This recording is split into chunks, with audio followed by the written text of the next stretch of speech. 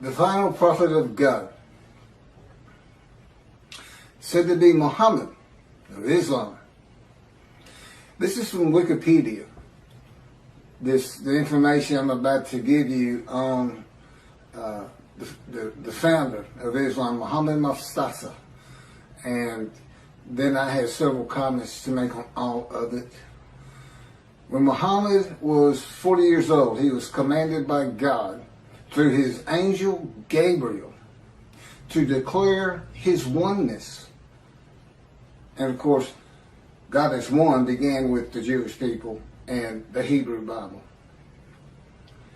To the idolaters of the whole world, and to deliver the message of peace to the embattled humanity. In response to this command from heaven, Muhammad launched the momentous program called Islam, which was to change the destiny of mankind forever.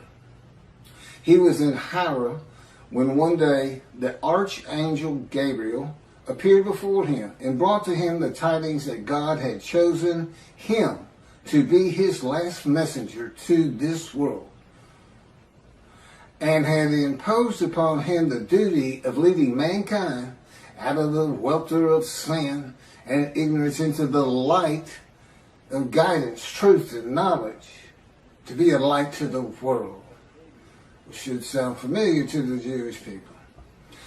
According to the accounts of this Shia Muhammad,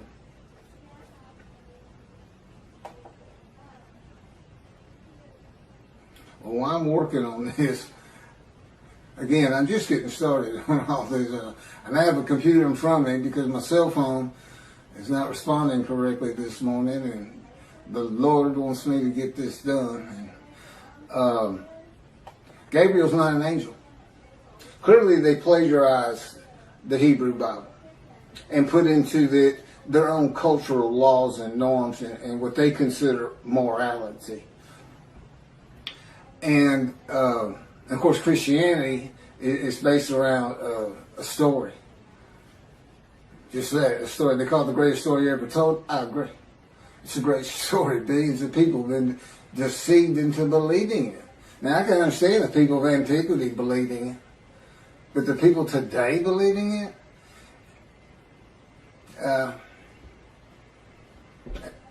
I really don't know what to say about that. I don't know how you can believe God made a human sacrifice to you, and by his blood, by his stripes, we are healed.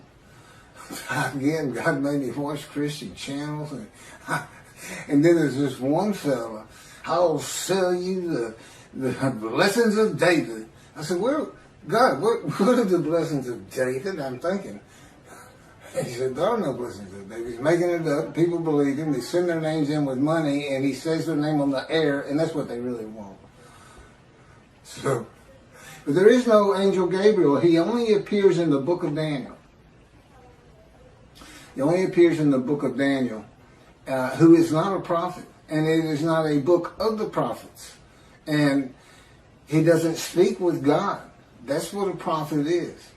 And even Jesus calls him a prophet and quotes him as a prophet, and he's not. It's just story. I mean, come on. A bunch of men standing in a kiln that's burning hotter than the sun, it's just not gonna happen. I get it's not gonna happen. But you read the same things, the leaders of Judaism read the same kind of absolute, that can't happen. But because they like it, and they say our sages believe that, we believe it. Well, your sages lived in another time.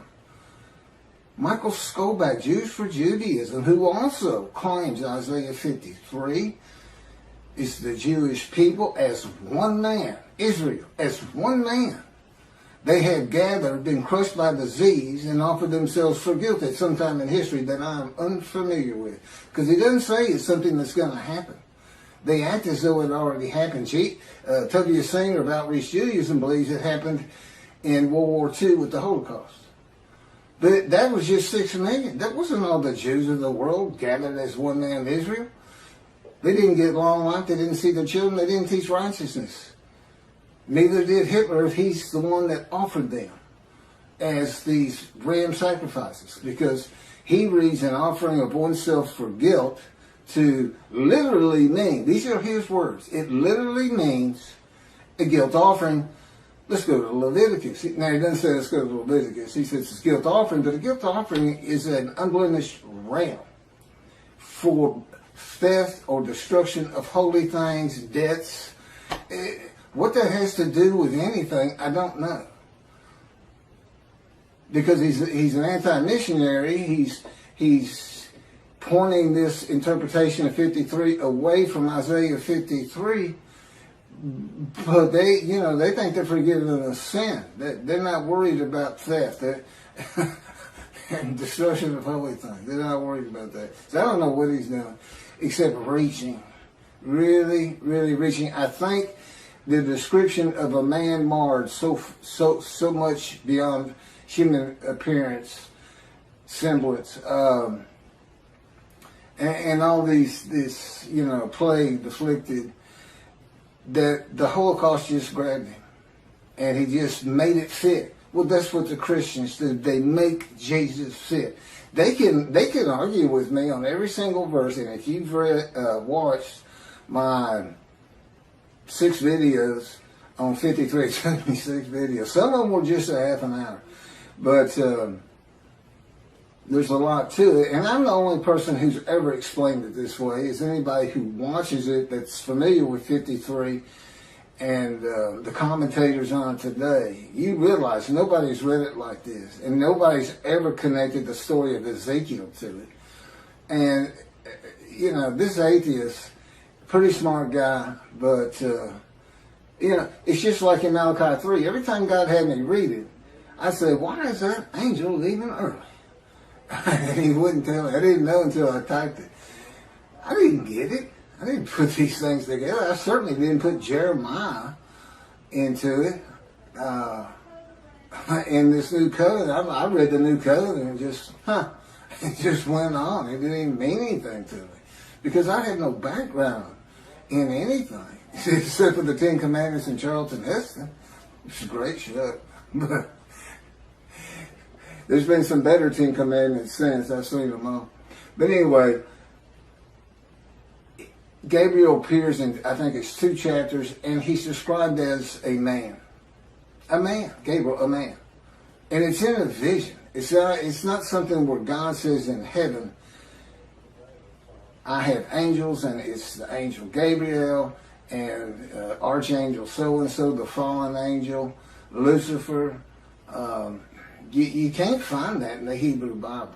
It came from Christianity. So Islam, which didn't begin until the 700s, Common Era, I think that's the date here, with Mohammad, long after Christianity, which would have been, before the Talmud was put together. Judaism, when it really became formal, was with the Talmud, I would suppose, and putting the entirety of the Hebrew, all the scrolls together and canonizing it. And it looks like they plagiarized both books. Both books. And like I said, put their own cultural laws, rules, morality, and philosophy into it, but taking the basics. There's Abraham. He's in it. And now, I don't know if Muhammad is supposed to be a descendant of him or not. But here's what happened. So, he says he's the last messenger, the last prophet of God. That's what's on their mouth. It's not the last messenger, it's the last prophet of God. According to the account of Shia Muslims, Muhammad Mustafa, far from being surprised or frightened by the appearance of Gabriel, welcomed him as if he had been expecting him. Gabriel brought the tidings that Allah had chosen him to be the last messenger to mankind, and congratulated him on being selected to become the recipient of the greatest of all honors for a mortal in this world, from Al-Islam, the birth of Islam, and the proclamation by Muhammad of his mission. It's in Wikipedia. Muslims believe that the Quran was orally revealed by God to the final prophet, Muhammad, through the Archangel Gabriel, incrementally over a period of some 23 years, beginning in 609 Common Era, when Muhammad was 40 years old. That's an oral tradition. That sounds familiar. That's what the Talmud is. It's the oral tradition written, so it wouldn't be forgotten.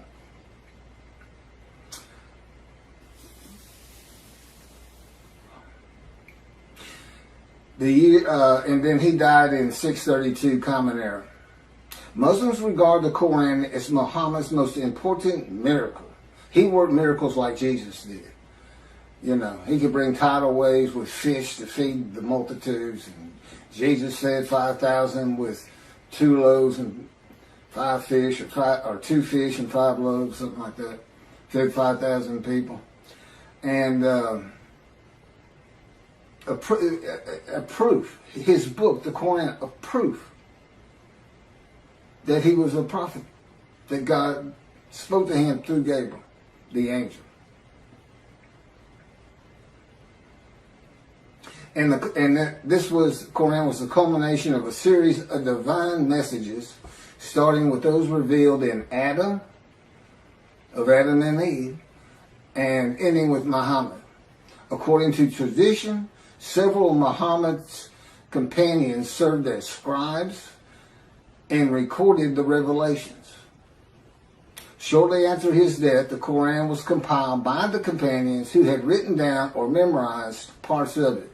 That's from Quran in Wikipedia.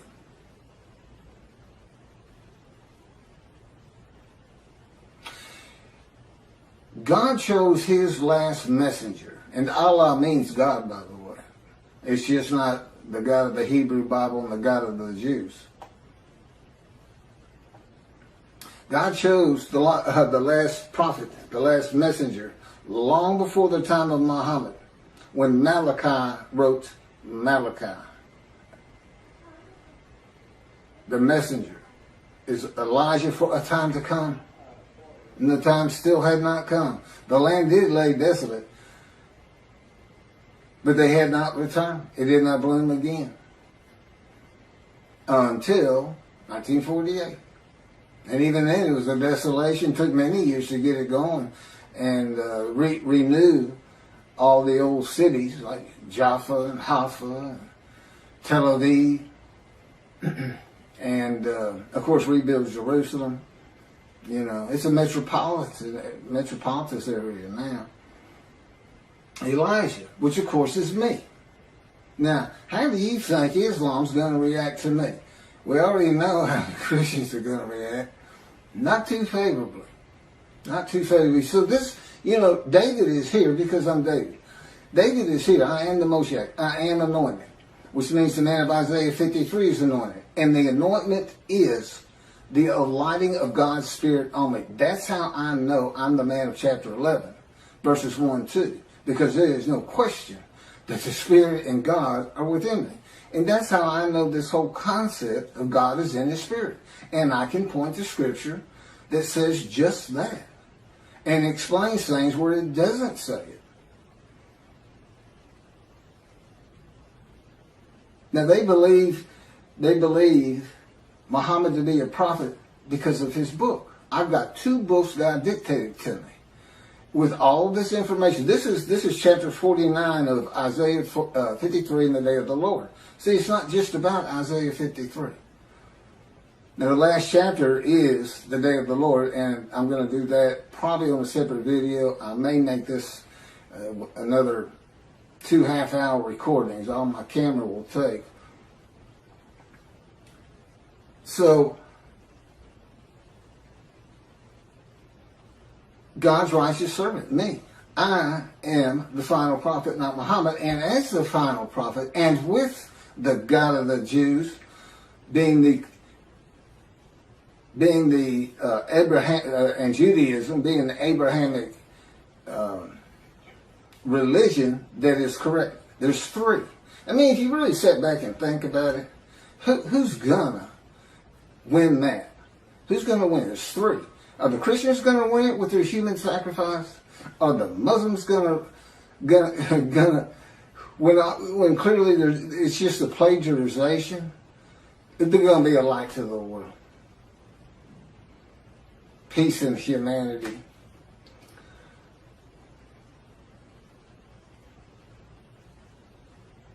And they got there by stealing somebody else's book. They took the book of the children of God also. The Christians attached it. At least they didn't attach it to the Koran. You know, I mean, that's a plus in their favor, I suppose. I'm going to go ahead and start into chapter 50. I didn't know all that. I didn't know that they were using an angel that doesn't exist. And he doesn't. I've been had an envision and told and in no uncertain terms there's no such angels. There's no Michael. There's no Lucifer. There's no fallen angel. It's just part of a story because that's what the people in antiquity and today too, to an extent, they just like to believe in that. The Christians got so much jumbled up in their minds. So much of the religion conflicts and doesn't make sense. And they've got entire armies of demonic forces that are at war with God, and this and that. I promise you. I know his power like the back of my hand. And there's no contending with him. Whatever he thinks is. He just wills it. Gone. You know. He can take this world and turn it into a pea. The size of a pea just by thinking it. He set off the Big Bang. That's how Genesis starts out. He divides light from dark and this and that. Yeah. We're the dark. And the division is the platform of heaven. And we know we're in the dark because he had to put suns in there for us. So it's kind of a blend. You have to look. The universe, his universe, the unseen realm, and then the real.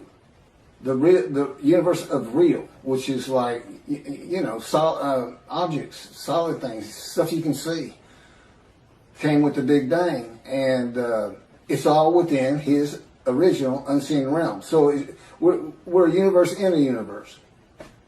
It's not parallel universes, just one inside of another. Totally different from each other. Science, totally different. We can never see the unseen realm except what he would place in our minds. I mean, he can place an angel Gabriel in my mind if he wanted to and have me believe it, and I would. But he doesn't. He's very real and matter of fact. And the fact that at this time, people are still believing the things of the people of antiquity who didn't know anything. They didn't know anything, and they couldn't go in there and say, "Well, I want to check that out. I don't know about that." They couldn't. There's no bookstores, no schools, no teachers. About all you could learn from the wise men was the Hebrew Bible for the Jews, and they spent their life in that book. Well, I haven't. I read it started reading it when I was 50, and it's only because God was teaching me that I have the knowledge that I do have. It's just not possible that any man could do that, and I know I couldn't. So, anyway, the day of the Lord. Now, this is interesting because I had kind of forgotten this entire chapter. The term day of the Lord appears in the books of Isaiah, Ezekiel, Zechariah, Amos, Obadiah, Zephaniah, and finally, in the last book of the prophets, Malachi. In Ezekiel and Zechariah, the day of the Lord is said to be only against the nations, and in Obadiah against Edom and Esau, Christianity, and the nations. If you see Edom and Esau, it's Christianity. That's just Judaism. If you're going to take their book, take all of it. Take the oral tradition with it, Christians. They go together. The prophets warn that the day of the Lord is near, but it is not the end of the world. Now, this is true of the Essenes too, the sect of Jews who wrote the Dead Sea Scrolls. But and with the same concept, evil's going to be gone, but the good stays.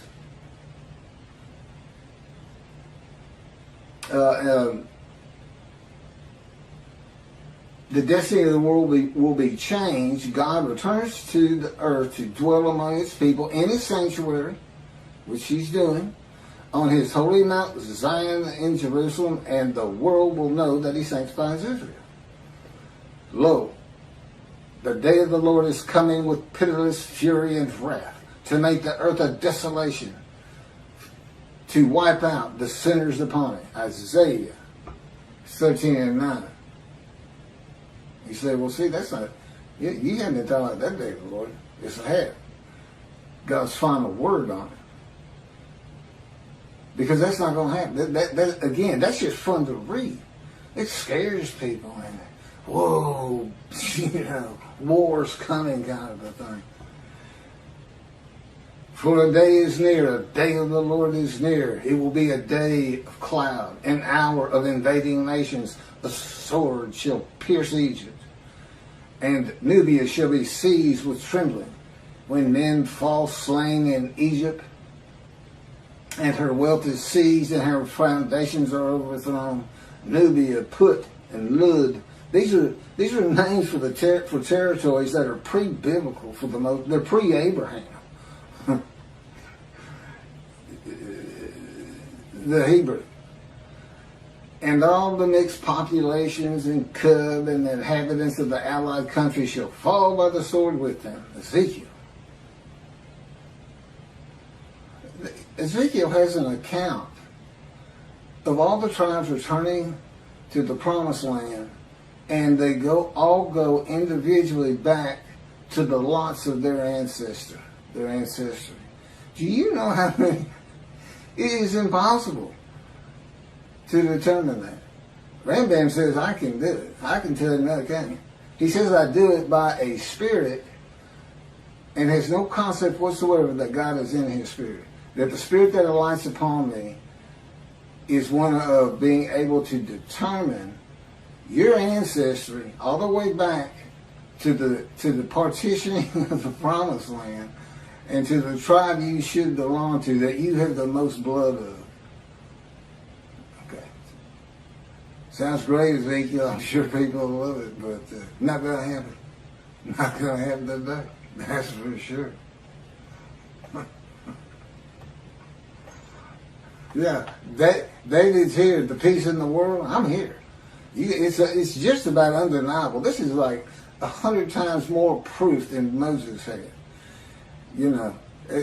Nobody even knew he was writing the Torah. I'm sure nobody knew. And if they did know, they didn't care. And the fact that God was telling them, they may have believed, they may not have. Many of them would ask him, how do we know you're talking to God?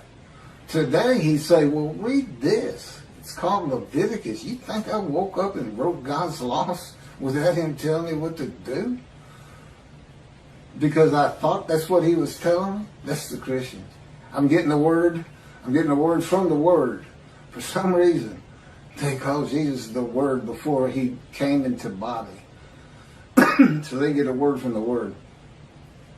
The word, I think, means God. I'm not sure. But everyone who invokes the name of the Lord shall escape, for there shall be a remnant on Mount Zion and in Jerusalem, as the Lord promised. Anyone who invokes the Lord will be among the survivors. That's from Job. For I have noted how many of your crimes and how countless your sins, you enemies of the righteous, you takers of bribes, you who subvert in the gate the cause of the needy. Surely, at such a time, the prudent man keeps silent, for it is an evil time. Seek good and not evil, that you may live, and that the Lord, the God of hosts, may truly be with you, as you think, hate evil.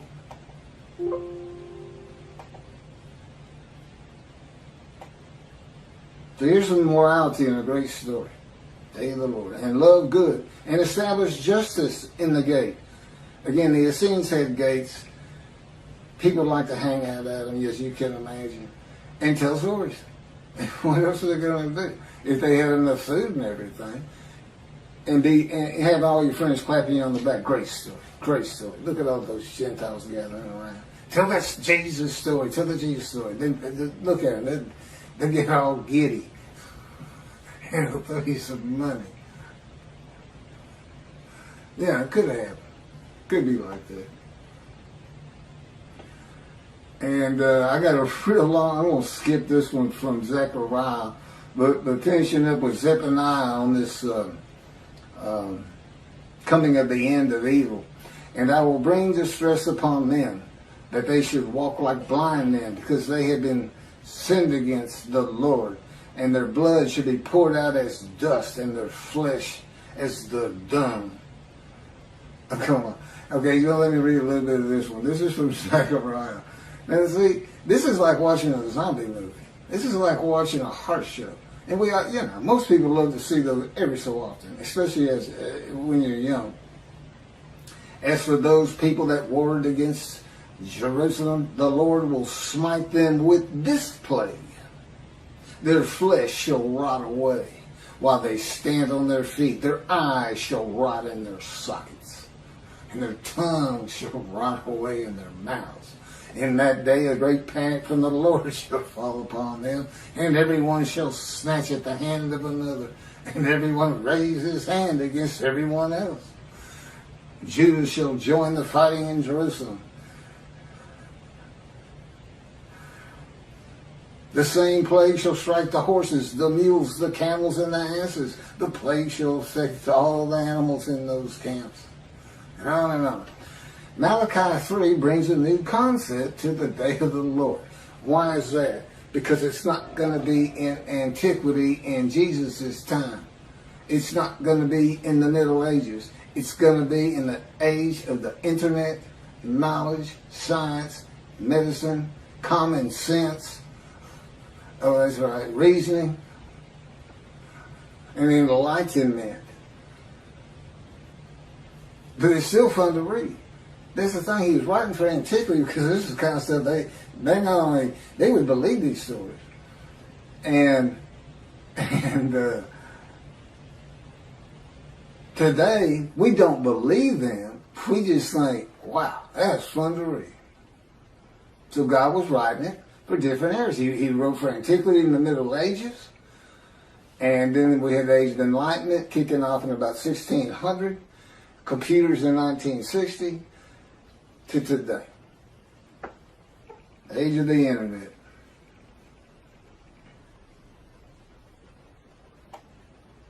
So what new concept in the day of the Lord does Malachi bring? It's God's final word on the day that He is preparing, where the new covenant is delivered. And again, He knew they were going to be dispersed, and apparently He had a pretty good idea when they would be coming back. Okay, it's the final word of God, not only on the day of the Lord, but with the new covenant. What's He saying? What's really happening? Get away from all these fun stories. He's coming with a covenant of friendship. He says you're going to be safe from now on. The nations of the world is going to know I sanctified the Jews, that the Jews were correct about the Abrahamic religions. I'm going to build a temple which shows I have sanctified you, because nobody's going to want you to build it. You know, the Gentiles of the northern kingdom, imported by Assyria, didn't want the second temple built. They obstructed the building of it and tried to stop it completely with letters to Cyrus or to whoever was leading Persia in that, at the time they sent the letters. And he says, new covenant, everybody's going to be sin-free, holy seed. And since he did the same thing with the exiles, he never says, I'm making you a holy seed to build the temple. He never does say that. But that is what happened. And it's going to happen again. He's going to have that temple built, I don't know, 10, 20 years from now. I don't know. Presumably before I die. But now David, he died before the building of the first temple. Although he had a lot to do with gathering all the materials for it and the wealth that went into it. and Solomon had a home to be honored. There's always a lot of things happening again that are real. As a matter of fact, it took longer to build Solomon's house than the temple. So he must have had a pretty honorable abode, right? That and God talked to him. Now, God doesn't address the nations. As I started out, these different days of the Lord's in the various books, some are just pointed at Christianity, some is the nations. They kind of differ. But Malachi 3 is real clear. It's the Jewish people, the people of the land of Israel, as much as anything.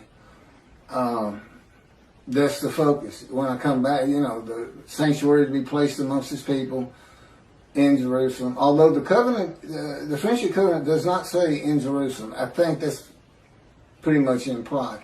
Although as David purchased the temple not for God after he had failed the test that God put him to as kind of a making up for it. I watched this land. And I could go back. There's people who have raised millions of dollars for the building of the third temple out there right now. Just on the belief it will happen. God will come. They just don't know how because of the false teachings. Teaching of antiquity. The teachings for people of antiquity. Well, the people today aren't of antiquity. Compared to those people, they are all brilliant geniuses. Every single person who has a computer is a brilliant genius. Knowledgeable. Over these people. So, here's God. Not only is he saying something different than your traditional day of the Lord, he's saying in future times, in the times where man is more enlightened, knowledgeable, we're just going to build a sanctuary and everybody's going to be safe because that's just going to keep people from picking on you as much as they are, and they'll have it in their minds, just don't mess with them. That God could be in there. God might be there after all. Keep the Middle East at bay. And of course, when I die, that's not to say God's not going to continue on as he did with Solomon, with Elijah. That was followed up by Elisha. The Davidic dynasty was supposed to continue the line of David, but I don't believe there's anything his covenant does. Well, my son's a great guy, and God says, would you want me to put him through that? What you've been through? And I thought about it. I said, that'd be good for him.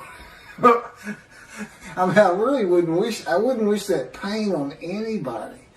But it changes to so much for the good.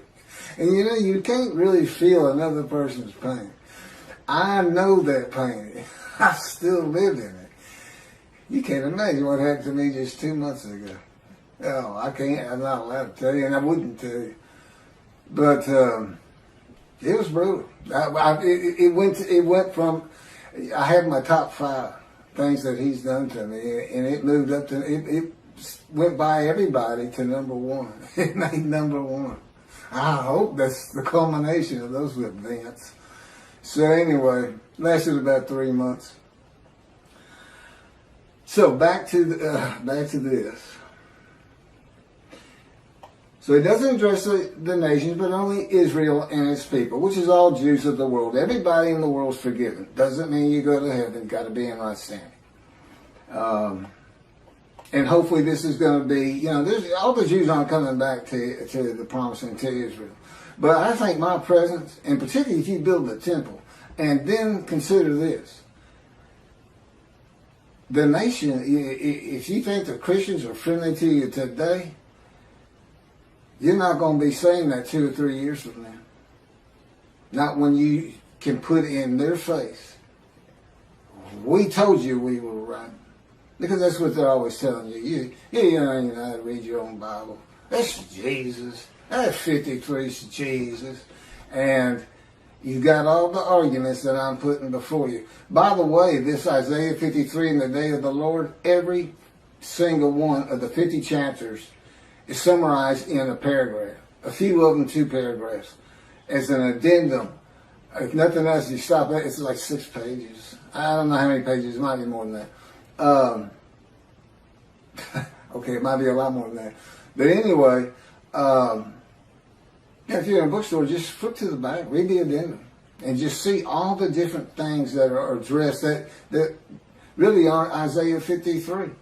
The first 20 chapters are kind of like, you need to have this knowledge. You need to know about angels and God in his angel.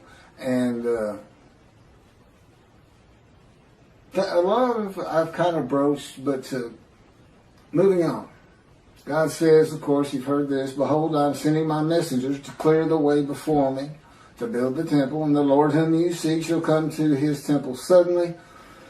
The messenger is Elijah in verse 23. As for the angel of the covenant that you desire, he's already coming.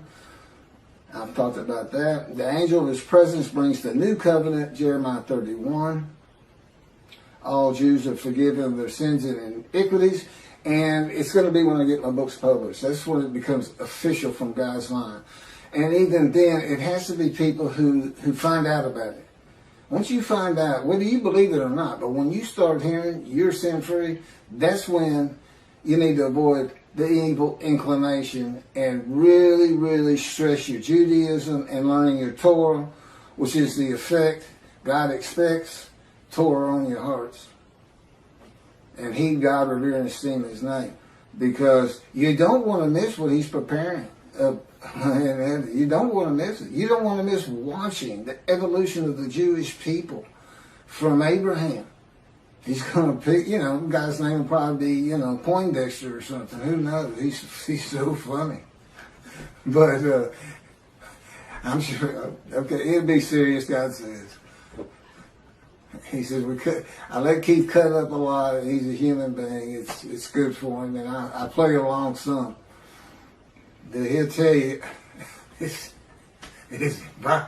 not nearly enough, or it's too long, or it's not long enough. God recognizes that the forgiveness and equities and sin of Jewish people will not cause all to heed him. And in Malachi, he says it, I know there are those that don't. Those that do, I'm putting in the scroll of remembrance. In Christianity, believing in Jesus and accepting him as his one Lord and Savior brings sin forgiveness and entry to heaven when he returns. I've covered that. Even if you've committed murder and other crimes against humanity and God, and that's just not true with the God of Israel. He's not going to have bad people up there. But that doesn't mean you don't want to practice Judaism. Because I know the Jewish people would like to focus on life today. The heaven that the Christians dream of and think of is not first and foremost for the Jew. It's being a light. It's living life as well as it can with all these instructions God gave us on how to do it. And so this is bonus time, and God knew that. You just have to understand, he's able to play these things out in his mind as though he sees the world, the evolution of generations and cities being built and things being invented and knowledge and universities coming in. And he can just watch it all happen, and he can see what's going to happen to the Jews. He knows they're going to get destroyed in Europe. And he'll tell you, okay, I'm not supposed to go into that. Maybe someday. But moving forward here, I just keep that in mind. He knows it's going to be a modern time. And here I am. And listen to what he's having me tell the rabbis. And you know what? You know what the effect of that is? It's not a metaphor like Torah on your heart. But he says he forgives sin, that makes everybody learn Torah. It's really two separate different things. But so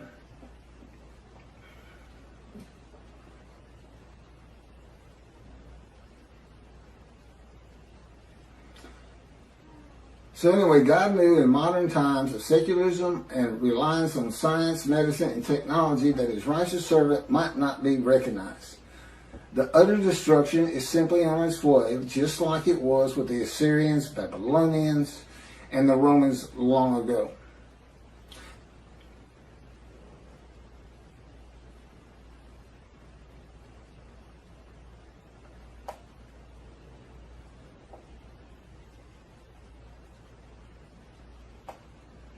There's no mention in Malachi 3 of the destruction of the nations, as it is in some of the books and chapters and verses that I just read at the beginning of this video, or at least on the day of the Lord. It is implied there will be destruction in the land of Israel, because God says, if He doesn't do it, when I come, it will be with utter destruction, as though there's going to be some, and there would be, to take the Temple Mount. It would have to be something like the 6-day war. I don't think Israel would ever just storm it and say, well, that's it, we're just tired of it. You gotta go. And unless there's some heinous act done, like a nuclear suitcase bomb, where they finally say, that's it. Only Jews in this land, and we don't care what it takes. That's what they did to us. They just threw us out. Took everything we owned, took our bank accounts, took our houses, took everything, just said go. We had to walk to the promised land.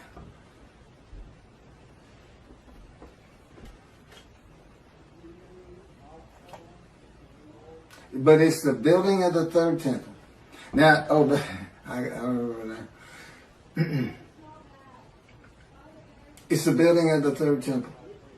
That's what's so important. Defeating the enemies of the nations that come against Israel, and the sanctification of Israel, the land and people blessed by God with His presence in His sanctuary, is how utter destruction is avoided in the awesome, fearful day of the Lord. So it's the exact opposite. He's not coming to destroy evil.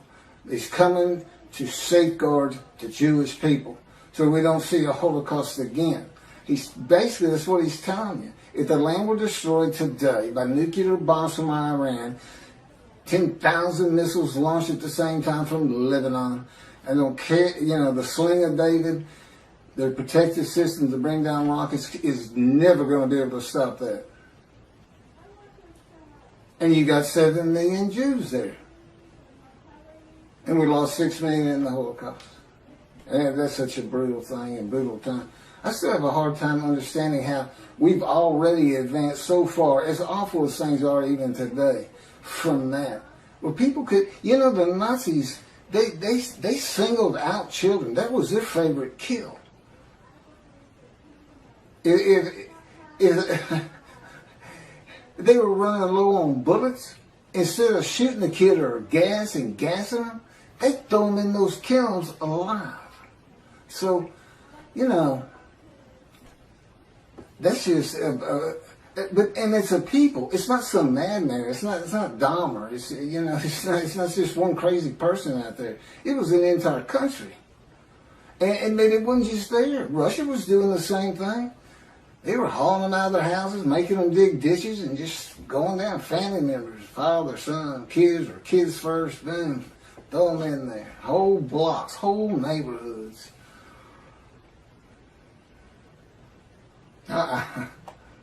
No, some of the visions he's given me to make me really feel and understand what would it be like for the Gestapo just to break down your door and you're sitting with your family at dinner and you have no clue who they even are, and all of a sudden everybody's being murdered, and your girl's raped first, and your wife. I mean, and he put me into it's, we can think about it and be horrified. But he can make it so real, it's as though you're there, but it's still different once you come out of the vision. It's a lot different. One, you're not scarred by it. But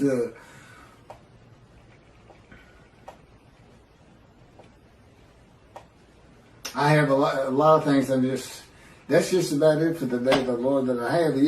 This man in divine being, host of the Lord's host, it's one God. It's the oneness of God. Of Israel, one angel, and it's the angel of His presence, who doesn't have an angelic body. and he's in as one man, the Moshiach, the anointed one. And the anointment is the spirit of lighting and entering you. That's the anointment. There's no oil as in our world of the, I call it the real, and God's world, the unseen realm, which is a universe inside a universe, and he's responsible for this one. You know, he made a division of the heavenly bright white lights, can't even see in it. That he kind of shows me in visions when we're dealing with David in the temple. It's not the same temple that's on the ground here. It's different, but still the temple, still got the walls. There's a lot of similarities, but in one vast room, it's that bright white light, and in the other is the king's throne and water coming out and flowing down the steps out front. And so here he is in a future time. See, a time is coming in the future, in the year. He didn't say in the year 2020 or anything like that.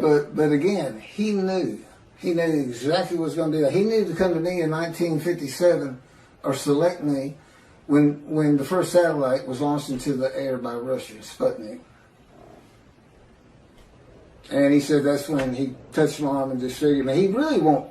You know, you say, well, how can you not trust him or not believe him or this or that? Because I'm in the fire of refinement. Lying to me is just part of it. And he finds it so humorous to make me think I'm coming out of this thing. And I thought it 11 years ago. I thought we were done with all the pain and shenanigans and adventures with Christianity. So Christianity knows you're here. I said, no, who's here? You're the man Jesus claimed to be. Isn't that funny? Jesus says in the New Testament to his people, to his 12 at least, do not listen to those who come in my name. It's kind of funny because if he comes, he said, I'm Jesus, then I'm supposed to listen to him. But the fact is, he came in my name.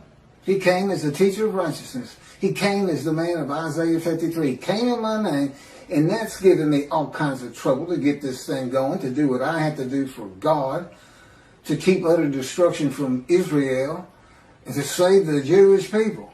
I've got these Christians who believe in human sacrifice. I got these rabbis who believe a man of 100 years is suddenly going to be thought a child, and every single human being, every Chinese, every Korean, every Eskimo, every one of them suddenly are going to go, the Jews have been right all along. We need to exalt them. Let's take our stuff and give it to them and till their land for them. And look, there's no pain anymore. It's like I died. The Messianic era is heaven on earth. That's what antiquity believed in, and the resurrection. So I got to deal with that. Aren't they supposed to be protectors of the Jewish people? Follow God's laws, have better lives, morality. Look at, you don't just go hurt people. You don't keep people from doing what they need to get done with lies and false teachings. Oh, I'm sorry, I fell into the rabbis again. I call it a lie when you say the Jewish people gathered as one were stricken and plagued with disease as one, and as one offered themselves for guilt to God, passing a test of devotion, and that they then went out and had long lives, all saw their children, and they made the rest of the world righteous. Well, let's see you do it, Israel. Hey, rabbis, Tobias Singer, Michael Skoback, all you people who preach Israel as the man, the Jewish people, described in Isaiah 53, I want to see you, since you want me to go build a temple as David, you want me to bring peace between the nations and throughout the earth, you want me to end pain in the individual, you want me to teach billions of Chinese how to speak Hebrew, That's what you want me to do? I want to see you make the world righteous. I'm the righteous servant, and I dedicate it, and I pass it to you. How you like that? I'm not going to let you stop me, and guess what? I got somebody behind me that you don't want to contest or contend with. Because people throughout this land are going to hear this very speech about you in Jews for Judaism and Outreach Judaism, your 900-page book, which I shudder to even think about opening personally because of your midrash on Isaiah 53, which you had posted on your Facebook notes, and I was one of your friends, and you said in it, share this with everybody. You gave me the right to use it as long as I don't slander you, perjure you, and guess what? God had me type in Isaiah 53 in the day of the Lord, which will become a bestseller someday. A big part of your midrash on the human sacrifice of the blemished rams by Hitler, which shows that Isaiah 53 describes the Jewish people, 6 million of them. Well, that's all I have on the day of the Lord, and doing my job of bringing the wrath and bringing the reckoning. I'm the righteous servant, I'm David, I'm Elijah, I'm the prophet like Moses. And soon to be published, a new song God had me write. And I am an eternal priest of the order of Melchizedek and King David, and a rightful king. That would be leader. It's the same song David used. It's scripture. When David wrote it, God told him, David, write this down, a Psalm of David. My Lord said to his Lord. And there we go again with Christians. They say that if it's the Lord and he's talking to the Lord, that's God of the Trinity talking to Jesus. What's the problem? One of them's capitalized and one's not. What was the other big reason? Well, just read it. It's a song about him. It's written by somebody who works for King David, a servant, something in the kingdom. He's writing of him when you read it, because he would be Lord to this man. He's a lowly servant. Yes, Lord. You know, he's a king. That's what you say. It's not Jesus. It's not meant to be Jesus. It's not a, what do they call it? Epiphany of Jesus? I don't know what it is. God wrote stories that have meaning that's just not right there until you know the story of Jesus. I got to end with this, since I apparently still got a little camera time. So, nothing is ever written about Jesus. Okay, nothing in Dead Sea Scrolls, nothing by them. No commotion at the gate, Essening gate with Jesus saying that, you know, you can't say you're the righteous servant, because our founder is the righteous servant. And no altercations noted in the New Testament. And there would have been, God tells me, a pretty contentious group out there. Not a lot of law abiders. But I said, I know, I had to deal with them. I think I was tough on them. Should have tried to deal with them. So, until 70. What happened in 70? The first big Jewish revolt. 500,000 Jews defeated. Battle after battle. People don't think the Jews fight. They fought for every inch of Jerusalem they could get. And then there was another revolt, and then another revolt. And they finally, it's like being in God's fire refinement. They were in the Roman fire refinement. They said, okay, that's it, let's get out of here. Thanks for the land, God, we got to go. You made everybody mad at us. We're saying we're the chosen. Whoa. So, that's when the first book, so you can see these two rabbis, trudging along through Syria and heading towards Europe. And, what are we going to do for money? What are we going to do? I got kids, everything. I can't go to synagogue and make money. That's how I make my living, is teaching the Hebrew Bible. His friend says, first says it's Shlomo, That story about the Jesus. I get money every time I tell that story, especially if I change it up a little bit. Every time I tell that story, boom, I got lunch, I got dinner. I sometimes have food for the next day. They love it. They just get all. I believe, praise Jesus, falling on the ground. Holy rollers. That's where the first holy rollers came from. If you don't know what that is, look it up. He says, you got it. They love this stuff. And Slow-Mo looks at him and says, oh, you got to be kidding me. You can't put that story in the Hebrew Bible.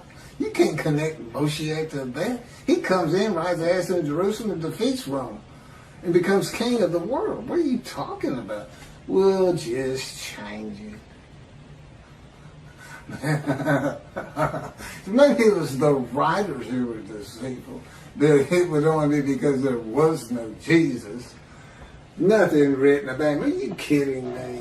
Man's walking on water, feeding everybody. The blind see, the crippled walk, dead or risen. You think he'd have probably taken the Roman leader's position from him. That's what he would have done, and just made them leave.